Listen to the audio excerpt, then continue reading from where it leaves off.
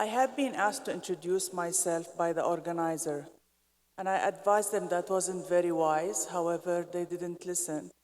And I thought, for a change, let me compliant and listen to what I've been told. My name is Dr. Neyrouz Badr, Envision Partnership CEO. I used to be a drug dealer, now I'm a headhunter, so I'll leave it to your imagination. I didn't get the right response. So you're okay with me being a drug dealer? Drug dealer. Can't hear. So my first chapter in life has been pharma, and then while I was doing my postgraduate studies, I fell in love with the leadership topic. And I always say I found people much more interesting than molecules, and this has been the journey. With Envision Partnership, our mission has been to put more female on boards and C-suite. And we're very proud to say that by 2019, 50% of our placements have been female. And we're looking to keep on pushing the thank you. It's an honor to welcome each one of you to our important session today, Women Empowerment. In an era of progress and inclusivity, organizations play a pivotal role in championing diversity, particularly in empowering women in the workplace. Recognizing the transformative impact of gender equality, organizations worldwide are prioritizing initiatives that empower women and contribute to more equitable work environment.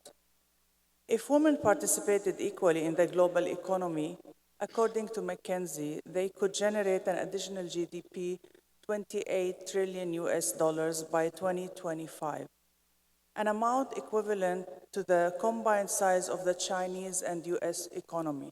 Imagine.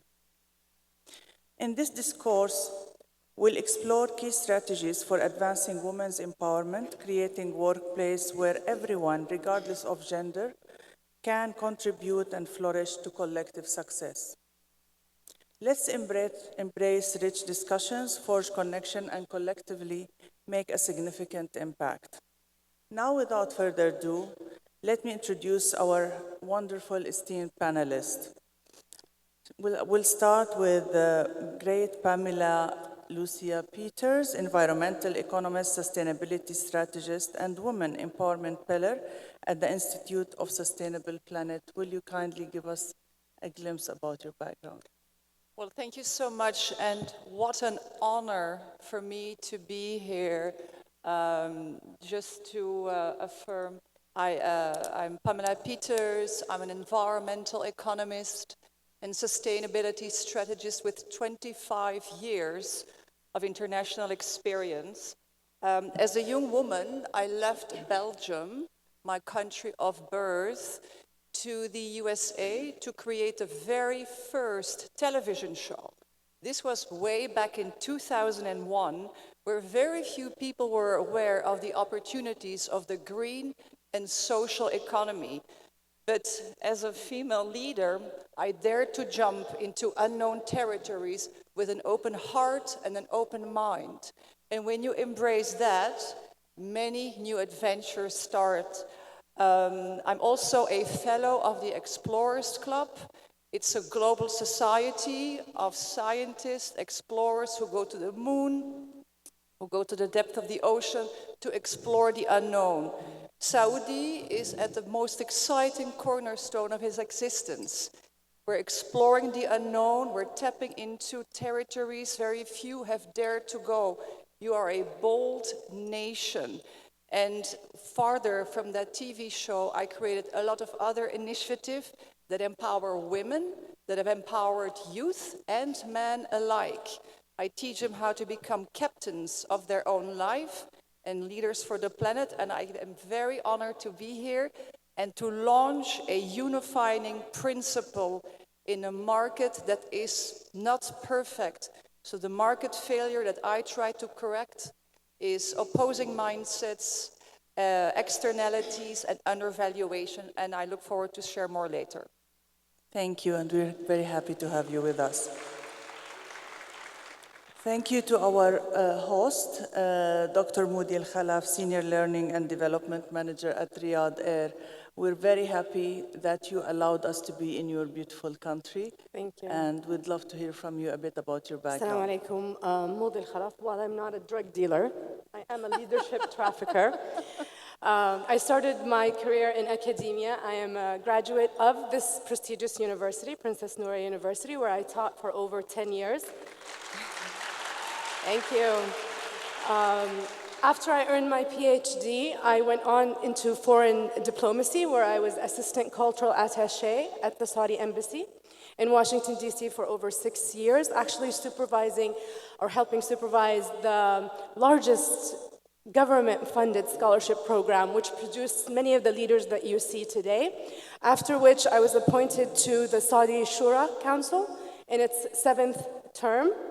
I came back to this university as advisor to the university president for 2 years and recently joined Riyadh Air to head their learning and development department.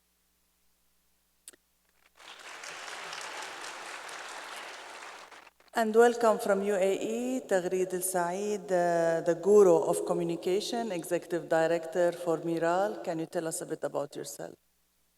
Thank you.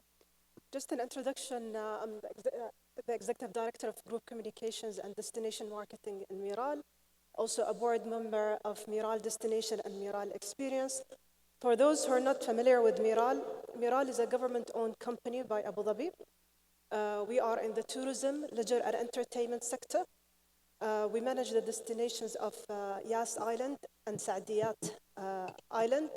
We're also the developer and operator of key attractions like Ferrari World, Sea World, Warner Brothers, Yas Water Park, and we're currently developing the National History Museum, Team Lab Phenomena, which is an interactive art with Tokyo, and many, many other projects. I started my career I come from a different background. I'm also a member of WID. WID is a movement for early childhood development. I'm also a mentor of Techstars for entrepreneurs and also part of the advisory board of Strathclyde University alumni. I have just joined the Harvard Executive Program and I will be starting in Boston this year. I'm also an MBA graduate with the master degree in visual information technology, BA in computer information system, also diploma in digital marketing and journalism. I was born in Riyadh and I left Riyadh when I was 14, but just coming back is really exciting and it feels really, I'm speechless actually. The feelings is a bit mixed. But I was actually watching the football match yesterday between Al Hilal and Inter Miami, and what caught my attention is actually not Messi. What caught my attention was the referees were all females. Yeah. Thank you so much, Taghreed. And it's my pleasure to introduce a dear friend that we've become friends over a common mission, which is female empowerment. Diana Wild, the co-founder of Aurora 50. Thank you so much. It's an absolute pleasure to be here. So I actually came to the UAE in 2005. My family moved before that. And we will very soon be moving to Riyadh. So this is very exciting for me to be here and to be meeting so many of you today. As a background, I've really worked more with professional services and technology companies, servicing really the finance industry. And that led me into working in commodities and structuring multi-million-dollar deals before I realized that I didn't really feel I was making much of an impact in the world. Shortly after that, I co-founded an organization called Aurora 50. Aurora 50 is a diversity, equity, and inclusion impact agency, which I co-founded with Sheikh Hisham bin Sultan bin Khalifa Al Nahyan from Abu Dhabi. And it's very much our mission to really help companies and corporates to create thriving and inclusive workplaces.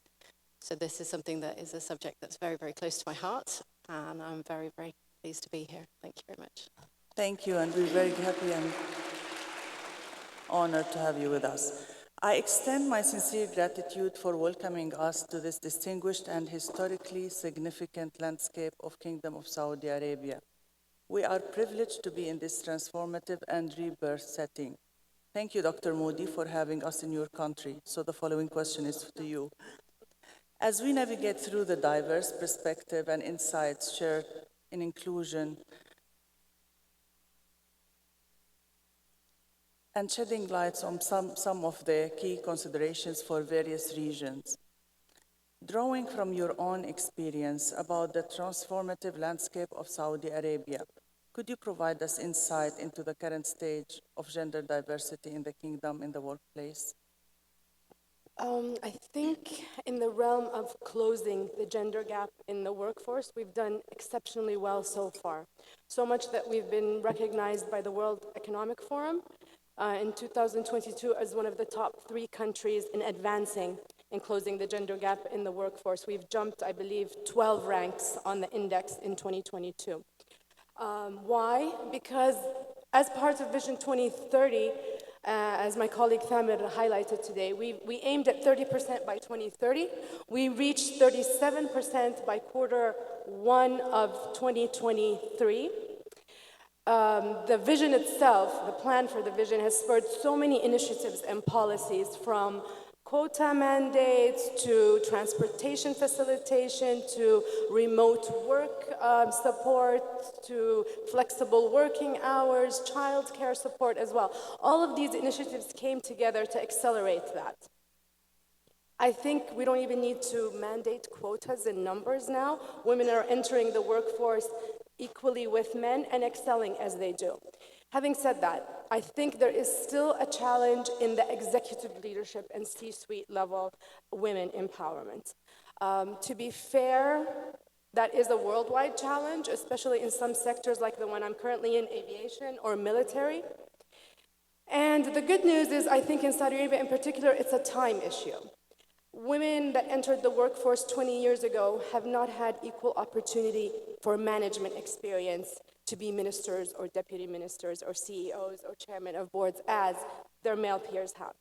Women today and 5 years ago entering the workforce are in managerial positions currently and will be able to compete equally with their male peers in the future. Thank you. Following on this, Diana, we turn our attention to UAE and Gulf countries, and we know that you support women on boards and women on boards progress within the GCC.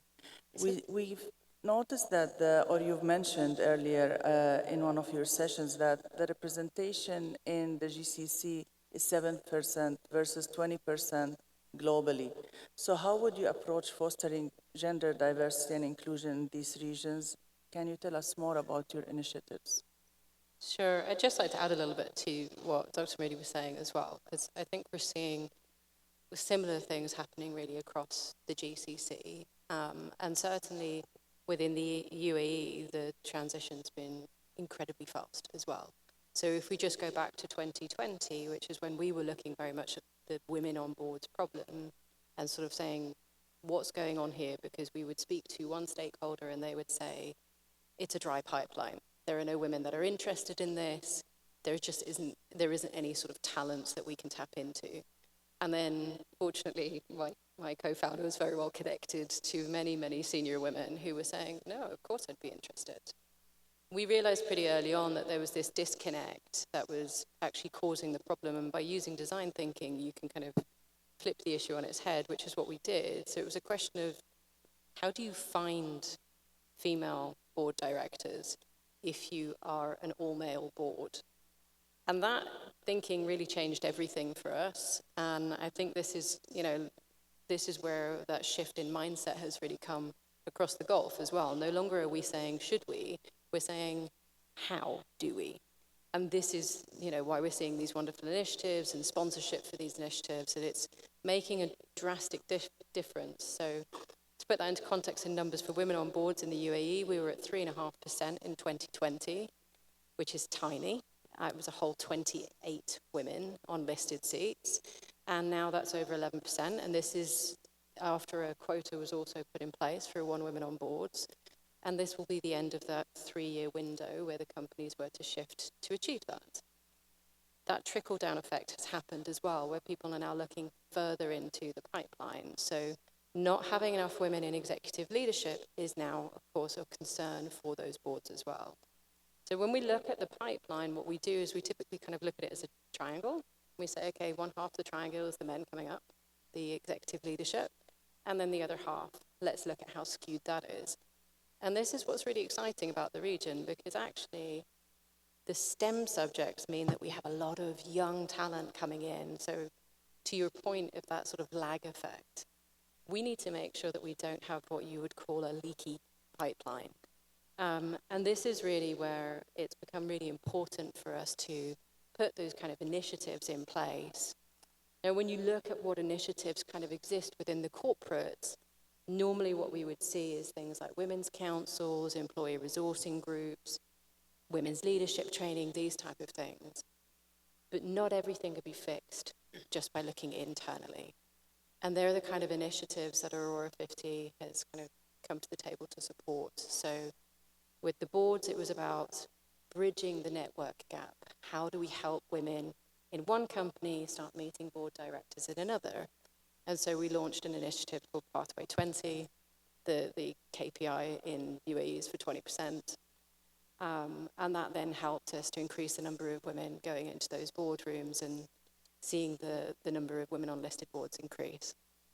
We're doing the same now with a corporate women's network, effectively. So by taking the very best leaders from the most influential and largest companies and making sure that they are really well connected, and with providing them with the acceleration tools that they need to achieve these leadership roles, it means they get a win-win at a time in their life where it's really time sensitive, because you often already have a family and commitments, and it's quite difficult. So for us, it's about having that community approach. And that's really what's making a big difference, is that companies are coming together, and we're seeing those cross-sectors coming together to actually fix what's happening. Thank you. Transitioning to our next theme, exploring the significance of gender-neutral policies in creating inclusive environment. Taghreed, would you be able to give us some examples about effective gender-neutral policies organizations can implement?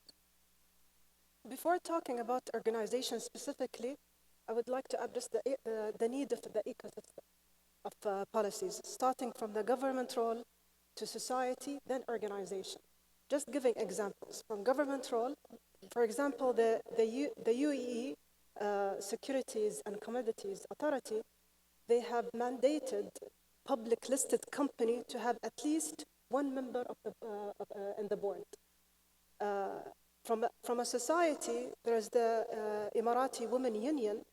They have initiated something like the Emirati Women's Day, shedding the light on successful stories and role models. So this is the role of the media to highlight these stories, to start shifting the mindset in society. Then going to the organization level. I will give examples of what Miral have done in order to empower women. There is the great work, the Great Place to Work, which is a global organization where it can survey employees' satisfaction, including women. There is the parent label guidelines to make sure that women, especially with kids between 0 to 8, they have a very children-friendly environment where they can, to encourage them to come to the workforce. There is the flexi-hour policy. There is the remote working policy. Also the equal salary packages for both gender is critical. Actually, from the government level, they have mandated that. And also from an organization level, they are obliged to follow that. So even recruitment, equal opportunity of recruitment, we don't recruit by gender, we recruit by qualification. And this is where the change and the women empowerment. Thank you. Pamela, we'd like to ask you to share your insights on the often neglected intersection on diversity, equity, and inclusion with sustainability practices. What are some of the key sustainability actions and initiatives and around women empowerment that you supported and that we can learn from it here at the GCC?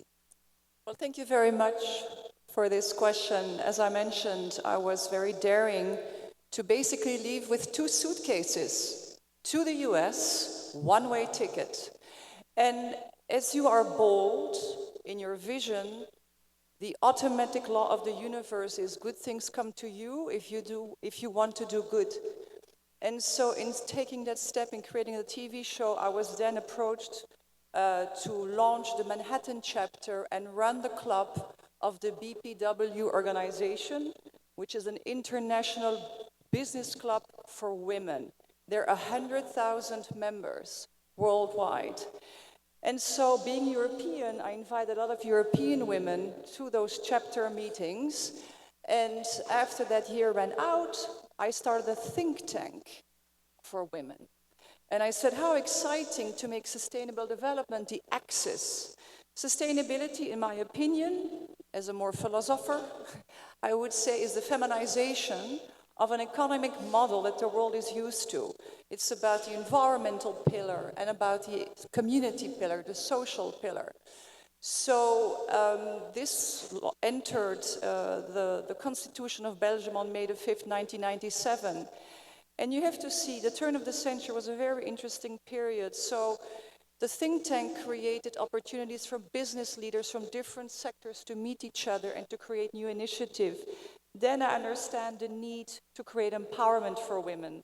So I created, based on my interviews, thanks to that TV show, again, I reached many business leaders. The first Nobel Prize, for example, from Africa, Wangari Maathai.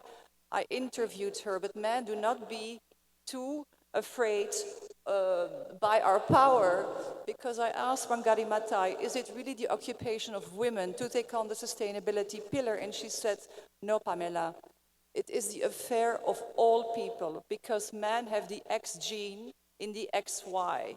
So it is basically a call for all. The empowerment workshop that I created was called The Next Life. What if women release the inhibition to be all that she can be? What if women get the wind basically under their wings? The sky is basically the limit, the untapped potential. We can just draw a parallel within the natural resources. The valuation system is outdated, is incorrect. The same parallel can be applied to women. We have tremendous untapped potential to offer. Then I created another workshop, Become an Eco-Hero, Become an Eco-Leader. That was launched for Nokia in the US, went straight to Belgium, again, business clubs with women entrepreneurs. You can either develop sustainability from within the company or import it from an external source, placing additional women on board of directors' position, which, by the way, according to Catalyst, a non-profit that helps place women on board position, about 3 women on a board is the sweet spot. Yeah. From 3 women onwards, basically there is a comparative advantage and there's a financial value that gets added. From companies who have 3 women, the return on equity compared to the people who do not have boards increases by 53%.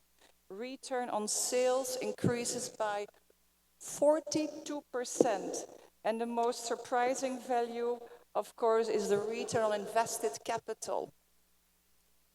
They're outperforming the ones with less women, the companies who have 3 or plus women on the board, by 66%.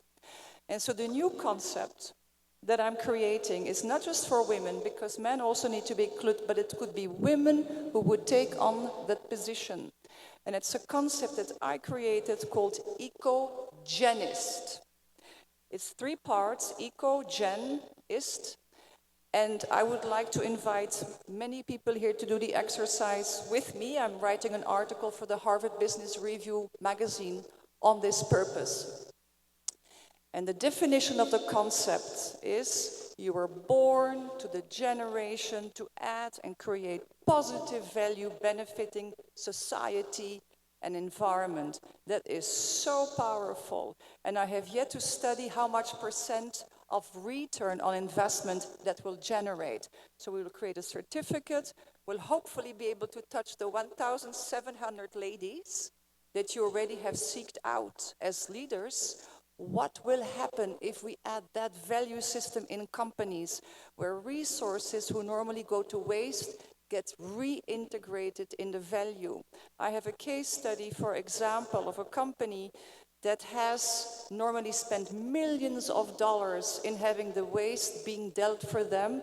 Instead, they started to sell it off as natural resources, creating circular economies. They made millions. So from spending millions, they made millions.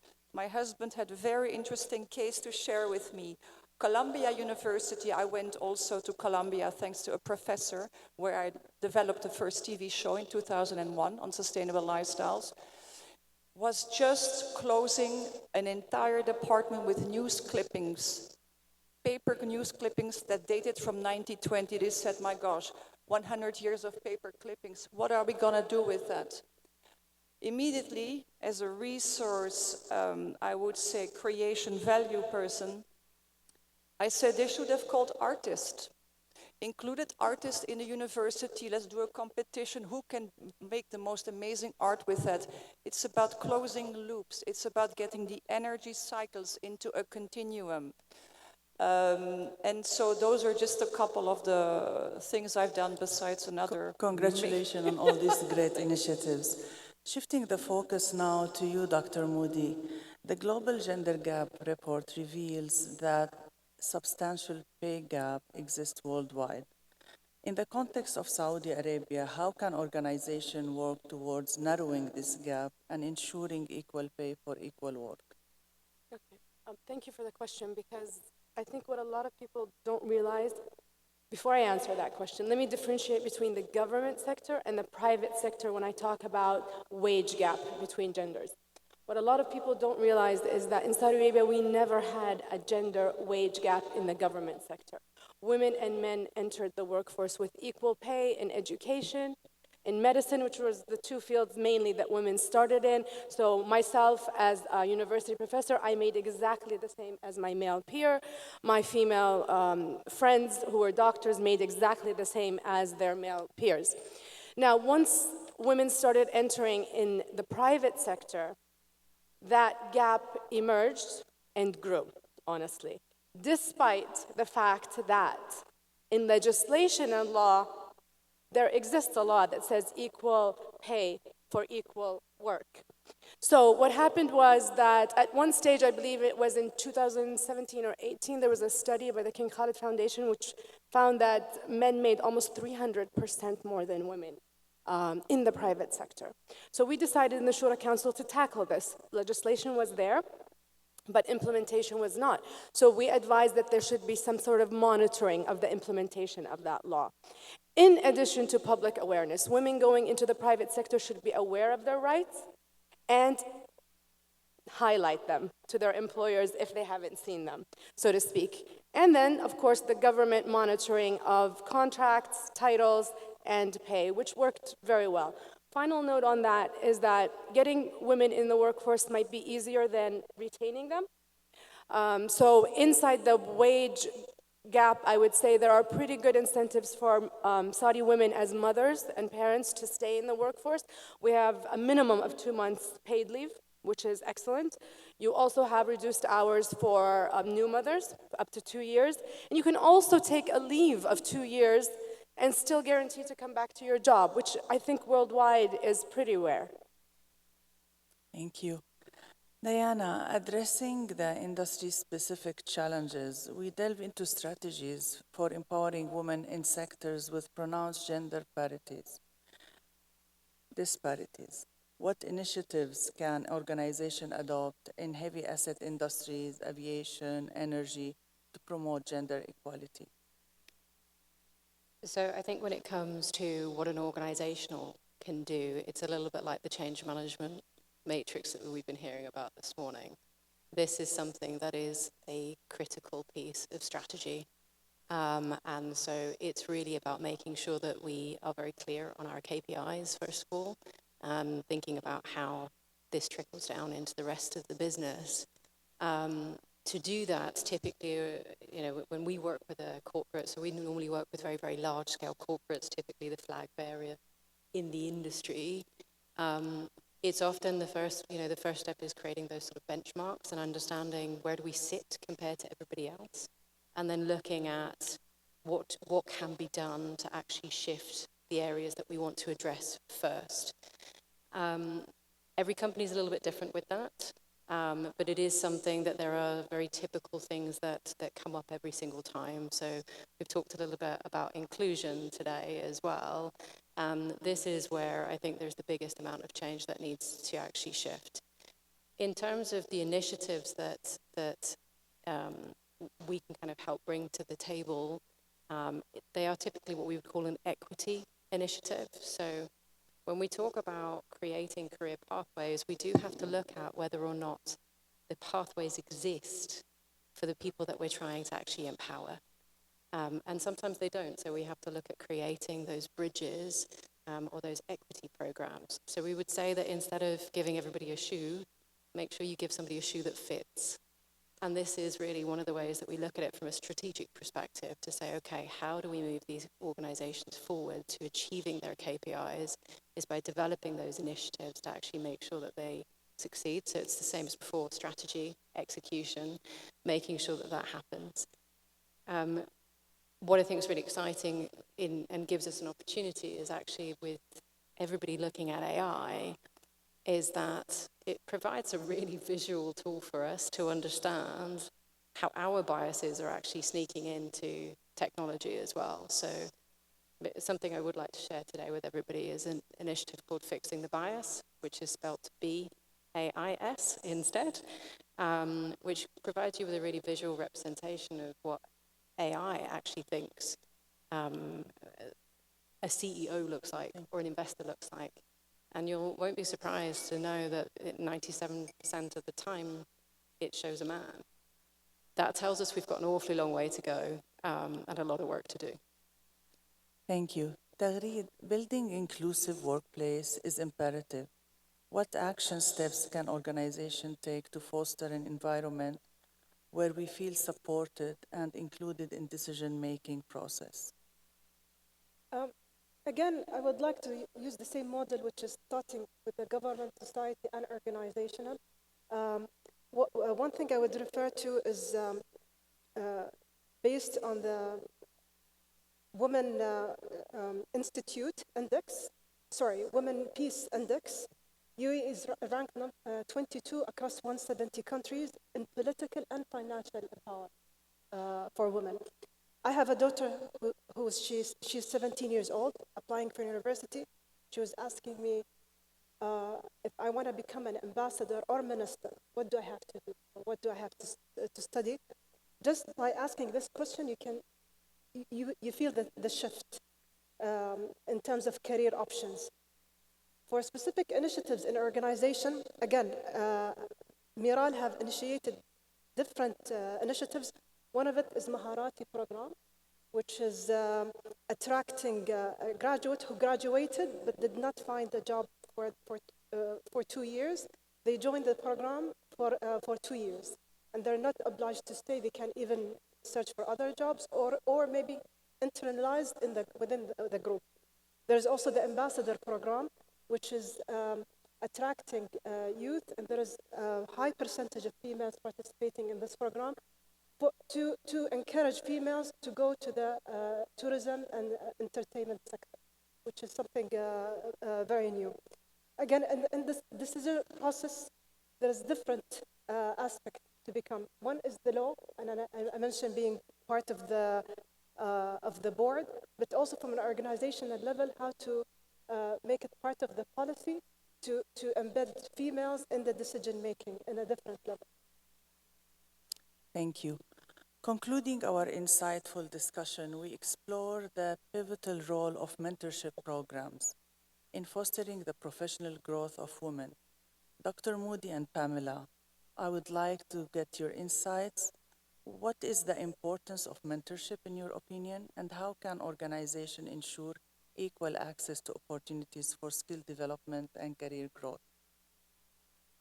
Well, thank you for this question. I think first and foremost, there are different types of people. Not everybody can become a leader. When I did my first master's in economics or applied economic sciences, eco-psychology was very interesting to me. There are three types of people in the workforce. One, it's the person who only lives for the job, basically has no family life. Two, the one who blends balanced family and corporate life. Three, the job is just a paycheck, minimal investment. So mentoring first needs to be a search for the right person, because leadership is not just a position, it's actually something that would rely also on accountability, it's responsibility. You know, you become a person that people look into. So you have to become an example, or at least that's supposed to be what good leadership is about. Mentorship is actually something that we naturally gravitate to. We all have mentors in our lives. It just depends whose wisdom you incorporate. My first mentor was my grandfather, happily married, in love with his wife. She was in love with him. It's just the ideal world. Very important historic person in Belgium, with great feeling for family, on board positions. So if that's already part of your family, it becomes a part of your DNA. You don't think that you should do anything less than that.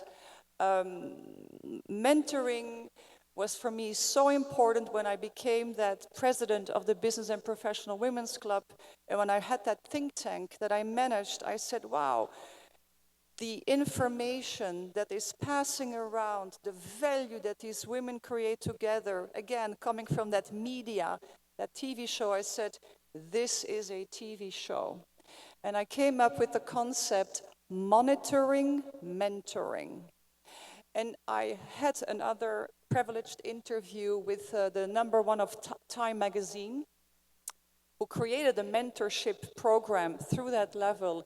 And they had invited corporate women from all around the world to come to headquarters, and they placed them within American companies, basically to facilitate already bilateral trade expansion, but also cultural trade expansion, which I think is very important for this nation. You have to come to Saudi to feel the people, to enjoy the hospitality and the very broad mindsets. And so I think for a recommendation for Saudi is absolutely to tap into the power of media. That's why I left my country behind. Of course, I came back with gifts because I came back enriched. And so I hope that that would be absolutely one of the topics that Saudi would envision, because education is at the cornerstone of your development. I think more than 50% is under 25 years old.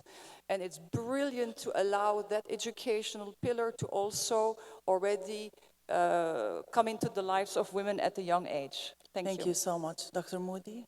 Thank you. Building up on 2 points that you said, monitoring, mentoring. Now, mentorship is important, I believe, for both men and women equally. By the way, there's an excellent nonprofit program called Project 1932, if you haven't heard about it, bringing in big sibs, little sibs. As for Saudi women in particular, I think the challenge lies in the experience gap between women of 20 years ago and today. What we went through, and I'm of the older generation, is different from what the younger generation is going through.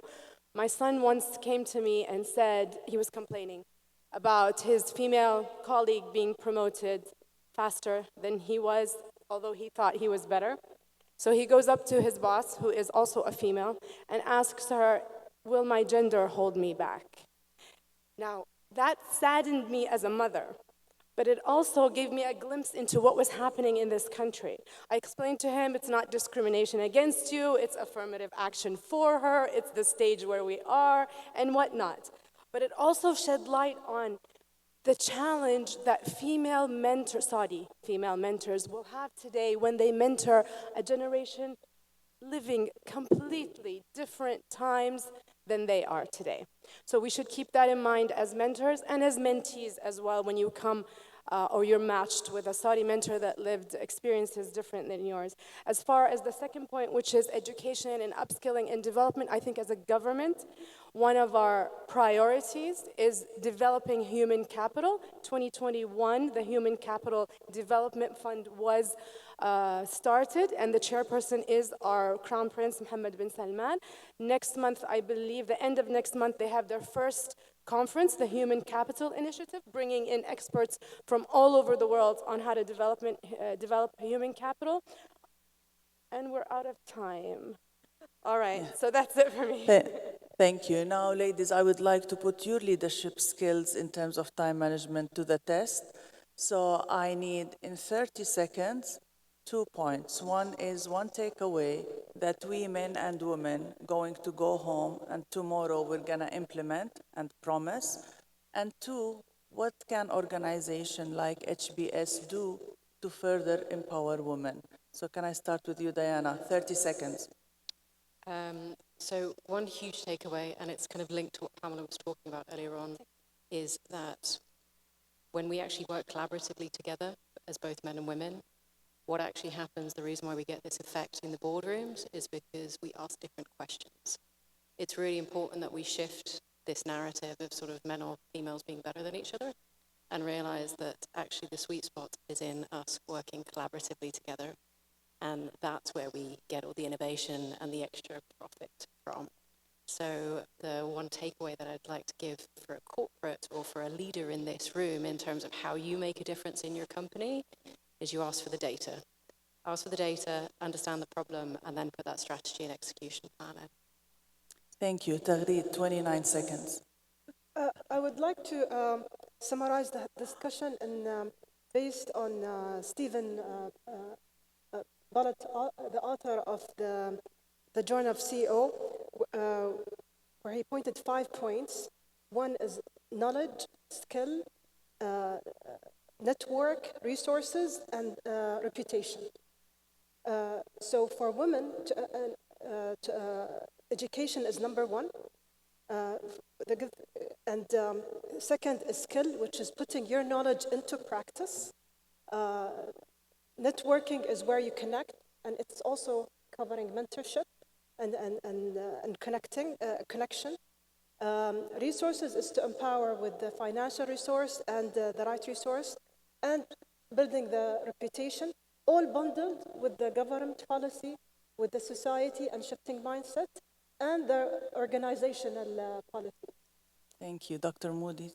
Okay, briefly, my message and takeaway, I would like the young ladies, because I focused on Saudi Arabia for the first part, and I'm in the world's largest female university. So my message to the young ladies today living in an exceptional era under the guidance of King Salman and our young, ambitious Crown Prince Mohammed bin Salman is, please know that you're lucky. Don't take things for granted. Appreciate the former generation that worked hard to get where they are today, learn from them, and work just as hard, if not harder, to prove that you're not just a quota. You may have a table at the seat equally, but show them that you also bring value to the table. That's the message I give to the young ladies of today.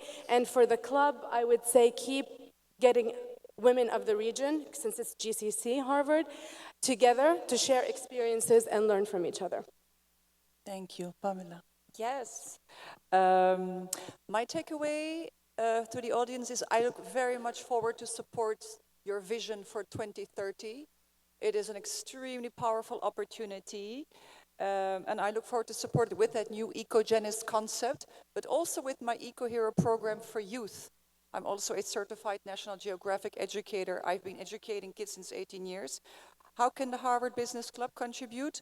Let's organize the first workshops here in the region and get the results and motivate the society for more leaders to contribute to a sustainable planet and a richer community. Thank you so much for your timekeeping and great insights. It's been wonderful to have you all, an honor. Thank you, ladies and gentlemen, for your contribution. And let's keep on working towards a better impact.